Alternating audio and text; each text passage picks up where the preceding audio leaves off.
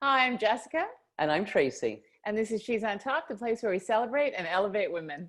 And we're really excited to be launching our new series called Vision 2020, which is focused on looking forward and talking to women about their vision for the future. And today we are excited to have a member of the She's on Top family back, who's also a She's on Top ambassador, Marilyn Barefoot. Hey, Marilyn. Hello, Hi, ladies. Lovely Marilyn. to see you. Lovely to be back. Thanks for having me. Well, we were really wanted to have you back on because, we recently shared your amazing blog post about how diversifying your workplace equals a lot of creativity, and it got a lot of traction, a lot of interest. So we thought it would be a great thing to have a deeper discussion on. Fantastic. Thank you for having me. So can you can tell us a little bit more about that article? Well, absolutely. I mean, diversity obviously is, especially now, forefront in the news. But it's so much more than that. And I guess that's what I wanted to talk about in that. Primarily in the brainstorming sessions that I do, always use a charting your brain operating system quiz. You ladies are familiar with that since we did some work together with that. That allows me, as a person who's never worked with an organization, a new client, don't know who the people are, don't know what their backgrounds are, don't know age, gender, anything. It allows me to separate them into teams, like working teams for the session, based on how their brain functions, which is largely what comes from, where their background is and what their experiences in life have been. So those different perspectives within a working team doing a creative problem solving session are pivotal to the success of the team. So it was a nice opportunity to talk about diversity with respect to different perspectives and how we need to really look well beyond our own and what maybe we or each individual is comfortable with.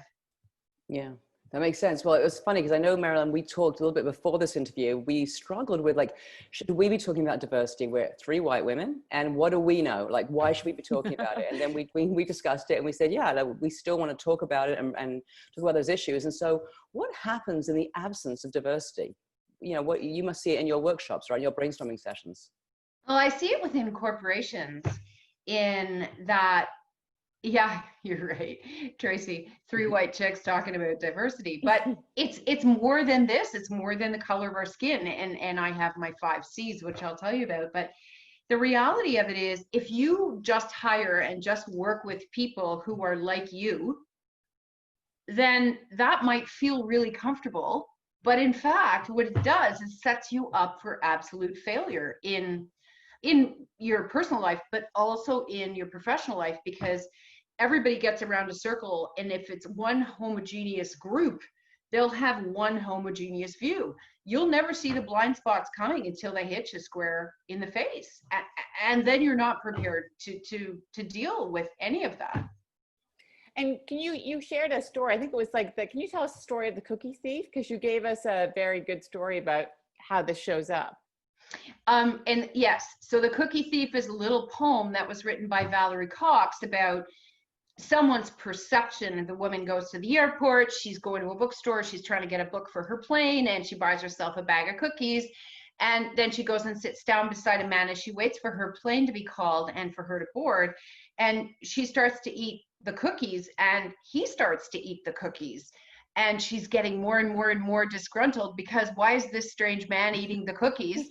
And he didn't even ask me, and what's going on? And finally they call her flight, and the cookies are all gone. So she kind of huffs away in a big, almost little temper tantrum, and gets on the plane and goes into her bag to get her book to read on the plane, and finds her bag of cookies. So the deal is, from her perception, that was her bag of cookies, but in fact, she made a mistake. Hers was still in her bag, and that she was eating from the man's bag of cookies. So Oh, wow. it's like, oh my God, I should get off the plane and go and apologize to this man. So everybody, she was seeing it one way, and you can imagine now how he was seeing it. Like, what is this random woman doing eating out of my bag of cookies, right? Right. So our perspectives are like all over the place, right? Like we don't know what anybody else is thinking. So it's so important to have those diverse perspectives when we are making decisions about our lives, about our businesses. And what actually constitutes diverse perspectives? Glad you asked. I'm glad you asked because I got the great privilege of attending a virtual conference last week. And one of the sessions was unpacking your inheritance. I'm like, oh, I was all over that. I had to understand what that was all about. But the woman who ran the session talked about diversity in terms of 5 C's. So we have country, we have culture, we have creed, we have color, and we have class. Those are the 5 C's. Mm-hmm. And I think so many times, you know, we talk about, oh, here's 3 white women, but each and every one of us have got a difference in all of that in terms of the country where our inheritance comes from, the creed being some of the things we were raised with, the culture in the home of where we were raised, the class in which we were born. Like all of these things play into the perspectives that we have, whether we were taught something and we accepted it or whether we were taught something and we rejected it. All of us are absolutely our own people, and that those 5 C's are broadly what is diversity. It's so fascinating because Tracy and I have talked about this a lot because, you know, Tracy actually grew up in England, but both of us have parents from England, but at different class levels. You know, my parents were, you know, my dad was an author, and somebody interviewed him, said, you were, you know, working class. And he said, no, we were underclass. He said, you know, my mom was trying to work us to get us up to working class. You know, they were kind of in a communal area or whatever. And it really affected his perspective. It really affected his sense of, you know, when we were growing up, just about the way that we, you know, carried ourselves, the way that our manners, you know, there was just lots of things that I recognize now came from somebody who was from an underclass trying to work their way up and behave in a certain way so that they could work their way up. And what were you saying, Tracy, as well? Well, no, I was actually just took a course recently. They said the importance of listening.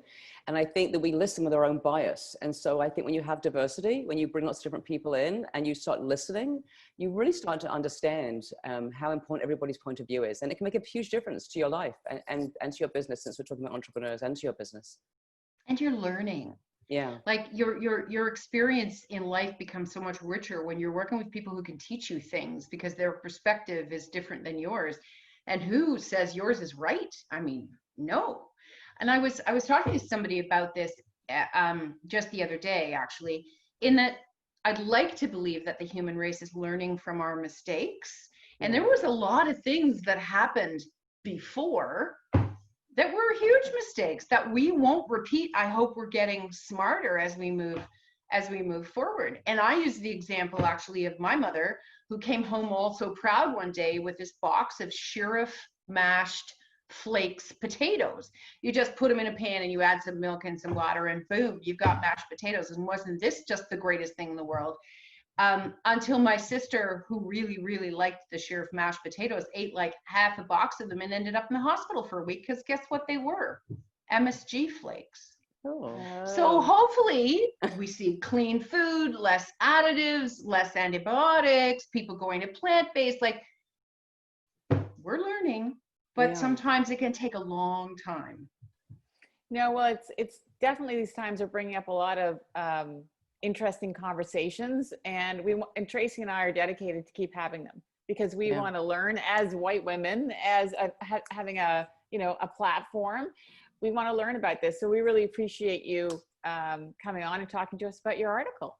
Yeah. Well, and thank you. And I want to continue to learn about this as well. So I think all of us embracing this educational process in all aspects of life moving forward, I think it's just about keep asking questions.